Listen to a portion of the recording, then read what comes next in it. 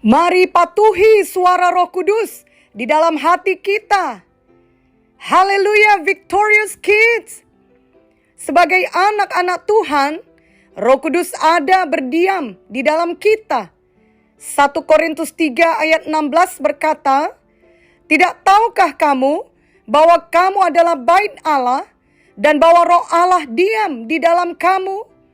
Jadi marilah kita mau mematuhi suara Roh Kudus yang ada di dalam hati kita tersebut. Janganlah dengan sengaja menolak mematuhinya, melainkan kita justru mau dipimpin oleh Roh Kudus. Amin, Victorious Kids. Ingatlah Roma 8 ayat 14 yang berkata, semua orang yang dipimpin Roh Allah adalah anak Allah. Victorious Kids, Roh Kudus adalah seorang pribadi yang memiliki perasaan. Dia dapat merasa sedih atau berduka, juga dapat bersuka cita. Bila kita mau patuh pada firman Tuhan dan pada suaranya yang bicara dalam hati nurani kita, maka Roh Kudus akan bersuka cita. Sebaliknya, bila kita sengaja berbuat dosa dan tidak mau bertobat, maka Roh Kudus akan berduka atau merasa sedih. Jadi setiap kali kita menolak untuk patuh pada firman Tuhan dan suara Roh Kudus dalam hati kita, itu membuat Roh Kudus berduka cita. Janganlah kita berbuat demikian dengan sengaja. Ketika Victorious Kids menerima Tuhan Yesus dalam hati Victorious Kids, maka Roh Kudus tinggal dalam hati Victorious Kids. Roh Victorious Kids menjadi dapat bersekutu dengan Roh Kudus. Itu sebabnya hati nurani Victorious Kids dapat membedakan yang salah dan yang benar. Juga dapat memiliki pengertian rohani ketika diajarkan firman Tuhan. Itu semua adalah pekerjaan Roh Kudus yang tinggal dalam hati Victorious Kids. Roh Kudus diberikan Tuhan kepada kita untuk mengajari kita. Yohanes 14 ayat 26 berkata, tetapi penghibur, yaitu Roh Kudus, yang akan diutus oleh Bapa dalam namaku, dialah yang akan mengajarkan segala sesuatu kepadamu, dan akan mengingatkan kamu akan semua yang telah kukatakan kepadamu. Ketika Victorious Kids sedih, ada Roh Kudus yang dapat menghibur hati Victorious Kids. Ketika Victorious Kids bingung, ada Roh Kudus yang dapat mengajari Victorious Kids. Victorious Kids dapat berdoa, memohon pertolongannya. Lalu Victorious Kids akan diingatkannya akan ayat firman Tuhan yang menghibur hati Victorious Kids sehingga tidak sedih lagi. Atau akan ayat firman Tuhan yang memberi jalan keluar untuk Victorious Kids sehingga tidak bingung lagi. Sangat luar biasa kuasa Roh Kudus bagi kita, anak-anak Tuhan. Itu sebabnya marilah semua Victorious Kids senantiasa patuh kepada suara Roh Kudus.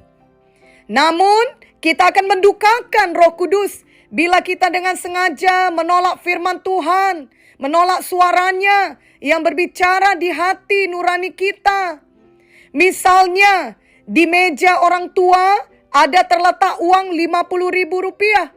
Uang itu bukan milik Victorious Kids. Lalu datang godaan atau keinginan jahat untuk mengambilnya. Nah, bagi Victorious Kids yang sudah memiliki Roh Kudus dalam hati, akan muncul dorongan untuk menolak godaan itu. Hati Victorious Kids merasa tidak tenang ketika hendak mengambil uang tersebut. Pikiran Victorious Kids juga diingatkan akan ayat firman bahwa mencuri itu adalah dosa. Itu adalah suara Roh Kudus dalam hati Victorious Kids. Namun bila Victorious Kids mengeraskan hati dan menolak suara Roh Kudus yang berkata jangan mencuri, dan Victorious Kids tetap mengambil uang itu, maka Victorious Kids dengan sengaja mendukakan Roh Kudus. Tentunya akan ada saat di mana Victorious Kids berbuat jahat dan berbuat dosa dan mendukakan Roh Kudus. Tetapi janganlah dilakukan dengan sengaja dan terus-menerus. Ketika itu terjadi, Roh Kudus akan tetap berbicara dan menyadarkan Victorious Kids untuk segera bertobat. Maka mari Victorious Kids mau segera bertobat. Segeralah minta ampun kepada Tuhan atas dosa yang telah dilakukan. Apakah itu mencuri, berbohong, berkelahi, melawan orang tua, atau dosa lainnya. Janganlah terus hidup di dalam dosa. Itu dapat membuat hati Victorious Kids menjadi keras. Ingatlah 1 Tesalonika 5 ayat 19 berkata, jangan padamkan roh. Jadi janganlah tolak atau janganlah padamkan suara Roh Kudus yang mengajari kita untuk bertobat. Dalam perjanjian lama, tidak semua orang dipenuhi dengan kuasa Roh Kudus seperti di zaman sekarang ini. Diceritakan mengenai satu orang yang bernama Simpson yang dipenuhi dengan Roh Tuhan atau Roh Kudus. Simpson menjadi orang yang sangat kuat. Hakim-Hakim 14 ayat 6a menuliskan, pada waktu itu berkuasalah Roh Tuhan atas dia, sehingga singa itu dicabiknya, seperti orang mencabik anak kambing tanpa apa-apa di tangannya. Jadi Simpson dapat membunuh singa tanpa senjata apapun di tangannya. Namun sayangnya, walau tubuh Simpson kuat, namun rohnya dan karakternya tidak seimbang dengan kekuatan tubuhnya itu. Dia tidak mematuhi perintah Tuhan. Dia melakukan hal yang jahat dengan banyak perempuan. Dan terakhir kali dengan seorang perempuan yang bernama Delilah. Simpson terus-menerus berbuat jahat. Sampai akhirnya dia tidak lagi sadar bahwa sebenarnya Roh Kudus sudah meninggalkannya. Akhirnya Delilah membocorkan rahasianya dan Simpson ditawan oleh musuhnya. Kemudian matanya dicungkil, dia dibelenggu dan pekerjaannya ialah menggiling. Simpson dipermalukan dan menjadi tawanan musuhnya. Sangat menyedihkan hasilnya bila kita dengan sengaja menolak suara Roh Kudus atau mendukakan Roh Kudus secara terus-menerus. Biarlah kita belajar dari kisah Simpson ini.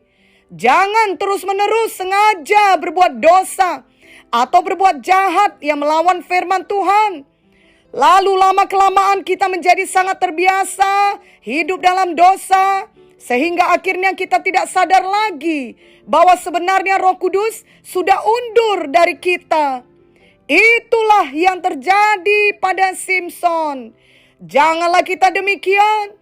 Janganlah hati kita menjadi keras dan terbiasa dengan dosa. Misalnya terbiasa berbohong, terbiasa melawan, atau terbiasa berbuat jahat. Biarlah hati kita selalu lembut, sehingga kita dapat peka mendengar suara Roh Kudus. Dan mari patuhi suara Roh Kudus di dalam hati kita. Mari ikuti doa ini dengan segenap hati. Oh Tuhan Yesus, saya menerimamu sebagai Tuhan saya dan Juru Selamat saya. Ampunilah semua dosa saya ya Tuhan. Penuhilah saya dengan Roh Kudus. Saya mau mematuhi suara Roh Kudus di dalam hati saya. Saya tidak mau sengaja berbuat dosa. Saya tidak mau terus-menerus melawan firman Tuhan. Dan suara Roh Kudus, saya mau menjadi anak yang patuh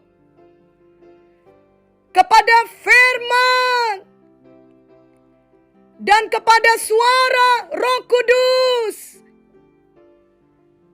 di dalam hati saya. Tolonglah saya, Roh Kudus,